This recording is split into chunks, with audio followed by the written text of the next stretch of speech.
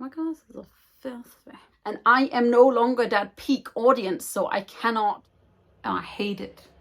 Every minute of it. Hello team, my name's Monique. Welcome back to The Cauldron and a new reading vlog. It is Tuesday. In case you didn't notice, Bookwitchreviews, my channel, apparently we now got some sort of glare going on, but it's a new reading vlog time. I've just returned from a week in Denmark with my girlfriend, spent my birthday there. It was really lovely, had lots of family time, and now it finally feels like autumn has come to the UK. I don't know if it will stay. I'm really wishing, because I will be bringing all my Halloween stuff out now. I have little pumpkins next to me. I'm very excited about it. And I want to wear sweaters. Just let me wear some sweaters. I desperately need it. Let's do another reading vlog, because I just edited my other one that I finished like a week and a half ago, and it's going up. So let's talk about what I've read. Basically, I took my sweet old time rereading Gideon the Ninth and hurt my own feelings. I am going to reread the last 60 pages because I like hurting myself. I tapped it, I've written in it, not particularly scholarly, just like an idiot, which I am. I love it so much. It's a 5-star. Again, it's the third time I've read the book, and it will not be the last, and I love it so very much. And then I didn't actually read anything while in Denmark whatsoever, but I did practically finish The Whispering Dark by Kelly Andrew on the plane yesterday. I finished the last like 60 pages on my lunch break today, and I enjoyed this more in the beginning. The writing is super atmospheric and beautiful and very lyrical. It has that slight creepiness atmosphere with like ghosts and the undead. And it does have a little bit of that dark academia feeling, but not quite dark academia setting, which was what I was sort of reaching for. And I do think that it's one of those books that has like a really strong first 100 pages, and then the next 250 or 300 are like, it's okay. I ended up giving it 3 stars. I did enjoy it. I did hear that there might have been some querying from early readers about some of the representation, so I do want to look into that as well. But thank you very much to Galance for sending me this. I won it in an Instagram sort of giveaway, and I need to find that little letter. There was like a letter with it that said that it should be opened on a specific chapter, I think, or page. And I think the reason why this didn't get higher, it might even be like a 2.5 star, because I thought that it was gonna be like a new yay, and then it was another. It didn't quite hit for me. The main thing I enjoyed about this was the writing, which is really good, because that means that Kelly Andrew could have the potential for me to be a writer that I really enjoy, and an author that the next couple of books that I might enjoy more of. But the plot, I think, sort of had its peak too early and then just sort of rolled down the hill in some sense. There is a central romance in this, which I did enjoy, but it does go on to be a little bit repetitive in the last 100 pages, I thought. But I did enjoy it. And it does have deaf representation as well, which I think is really important.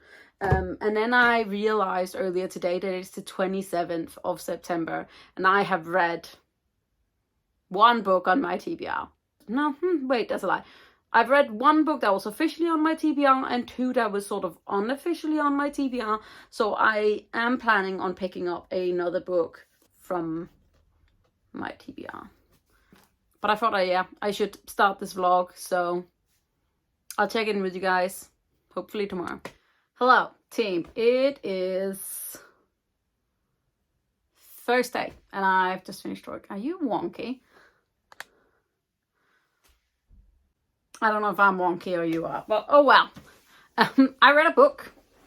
I picked it up yesterday, which is on my TBR. This is Ashlords by Scott Reagan, which I have had for close to 2 years. I don't know.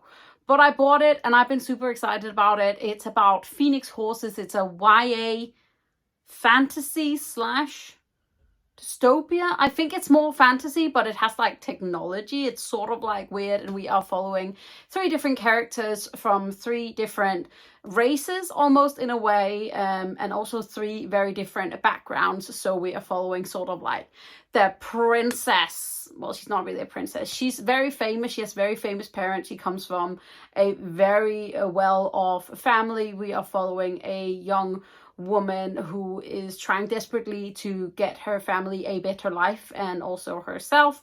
And then we are following a young man who is the son of a rebellious leader. They're all going to be part of this race, where they race on phoenix horses, which is really cool. It's all about alchemy. It's very short. Like, it looks like a normal chunk, but it's like 350 pages, and it is very easy, and I would not say small writing. Like, it's and we have a lot of these, so it's super easy reading for me, and I enjoyed it. I ended up giving it like 3.5 stars. It was fine. It did feel very surprisingly romance heavy, or at least like undertones of romance, which I didn't really care for. I much rather wanted more information on the world and like the phoenixes and their sort of like rebirth system. It's also, yeah, like a surprising amount of fantasy world building that you don't really get a whole lot of information on. So I enjoyed it. I might at one point pick up this sequel, which I believe is already out. But yeah, I wanted a bit more, and that is I think my main problem nowadays with YA fantasy is that obviously it is written for a certain audience, and I am no longer that peak audience, so I cannot complain about it, you know. But I can complain about this because I felt like you were left with a lot more questions than that were answered, which is why I'm kind of like, is it even fantasy? Is it sort of dystopian? Who really knows? But it is interesting, and I may pick up the sequel at one point. So if you're into sort of weird competitions, multi-POV and that sort of thing, then I definitely think that you should pick this up. And now that I have finally finished work, I am going to go downstairs. I am finally going to watch the new Lord of the Rings. I'm very excited. I'm going to eat leftover Chinese because my girlfriend is working tonight. And then I hopefully will start Youngblood by Sacha Lawrence, which I'm super excited about. And it's a vampire boarding school, and it's queer. And I believe that there's a mystery of some kind that they have to solve. And, you know, like, I'm here for it. And also, I love this cover a whole lot. I wish it wasn't shiny, but I'm excited about it. I'm hoping I can just chew my way through it super quickly because I'm getting my hair done tomorrow. It really, really desperately needs it. But that is the first day update. Nah, you thought I said Friday. I did not. And I'll speak to you when I do. Hello, team. It is Saturday, and I meant to bring you an update yesterday, and it just didn't happen. I think I updated on Thursday, but I'm not sure. I did pick another book to read, and that was Youngbloods by Sacha Lawrence, which is sort of a YA boarding school sapphic romance mystery, but with vampires. And I was really excited about this, and I'm about 100 pages in, and I don't want to read it anymore. So I'm gonna give it another like maybe like 20-30 pages, and if it doesn't come up, then I'm gonna DNF it, and I'm sad because I love the Garys and I love vampires and I love a boarding school sort of feeling, and it's just written in a way that I cannot get on board with. We're following 2 perspectives. We are following Kat and we are following Taylor.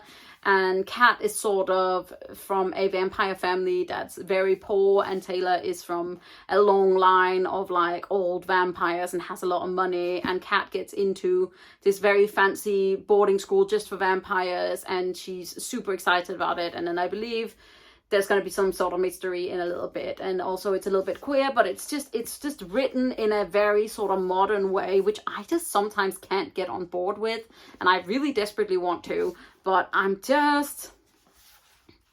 it just feels a little bit too pop culture-y for me, and it feels a little bit like, I don't know how to say it. I want to like it, but I don't. It's also October and I got my hair done, and I know it looks a little bit weird right now, but it's a nice peachy color and I needed a change of some kind before I chopped all my hair off, which I may still do early on next year, because I've been trying to grow my hair out for a little while, and it will not get to the length that I would like it to, so we shall see. I did cut basically got bangs, but I have little fringe because yeah. Anyway, I'm gonna go make some dinner, and then tomorrow me and the girlfriend are gonna finish some stuff up in the office so that we can be ready for my reading chair to arrive, which I'm very, very excited about. I'm also gonna put up some of our Halloween decorations, which I'm very excited about. But other than that, I hope you guys are okay, and I'll check in with you guys probably not tomorrow, but maybe on Monday. I did also just film an unhauling book on haul video. I did one of those. I'll check in with you guys later. Hello team, it is Tuesday morning. Yes, I did end up finishing this and I hated every minute of it. I should have DNF'd it, and I did not, and I wish I had, because I ended up giving this 1 star, and I only give 1 star, so I'm like, I wish I DNF'd this, because this was just annoying. It's annoying, and the timeline was annoying. There was an eerily convenient way of sort of like winning in the end, and it's not what I wanted, and I'm sad, as I'm going to literally immediately give it away. It's not even going onto the shelves, it's going out, because I will never read it again, and I wish that I could delete it from my memory. I am so mad. I really wanted this to be good, but sometimes I go into things because they're queer, and I'm like, yes, it's gonna be amazing just because it's queer, and sometimes they are just not. Just like non-queer books, queer books can also be bad. And this is one of them. And if you love this book, I'm happy for you. Why? Anyway, that's enough slander, because you know that I don't really dwell on the negative. But yeah, I wish I'd DNF'd this instead of power reading it Saturday night, because I was like, I read an extra 100 pages and it's like just about 400 pages. Also, it did not need to be 400 pages, but so I'd read 125 pages first, and I was sort of like, I might not entirely like it. And then I ended up reading another 100 pages, and I was like, I don't know why I'm reading this, because I'm not enjoying it. Actually, on the other hand, it's just making me mad. But I continued, and then suddenly I was like, there's only 100 pages left. I might as well finish it, and maybe there will be like a win at the end. And there was not a win at the end, and I'm sad. I'm sad I spent time on it, and now it's going in my on-haul pile. You can go very far away. And yes, I am aware we are sitting in yet a different place, because we are finally putting the beating down in the office so that I can finish the office, yay, before my reading chair comes. But also, I did start another book. This is The Society for Soulless Girls by Laura Stephen. It is giving strong A Lesson in Vengeance vibe by Victoria Lee, which I really adored. It's like, apparently it's a Dr. Jekyll and Mr. Hyde sort of retelling, but sapphic. So we're following 2 young girls at this school where 20 years earlier a series of murders happened, and then the school closed down. Now the school's back up, and it's sort of like very high academia thing. So I have high hopes. I am a little apprehensive because I just read this and I'm sad, and I was really enjoying for a second, and then there was like a mention of like her, oh, she scruffed her Doc Martens, and I'm just kind of like, I'm entirely fine about things being set in the modern world, but do we really have to like specify the shoe? I don't know. I'm hoping I'll really love this. I'm already enjoying the writing a whole lot more. So I'm excited about this. Hopefully this does not happen again. And that is the end of this reading vlog. I'm gonna start a new one. You're all welcome. The hair looks slightly better today. Still a bit darker than I imagined, but it's nice and like cute and peachy at the ends, but I'm enjoying it. So I hope you guys enjoyed this video. If you did, don't forget to hit that thumbs up button, hit the subscribe button at the same time so you don't miss out on any other videos from me. You can also click the little bell, which gives you a notification when I put up a new video, which is happening more often lately. I will say I'm proud of myself.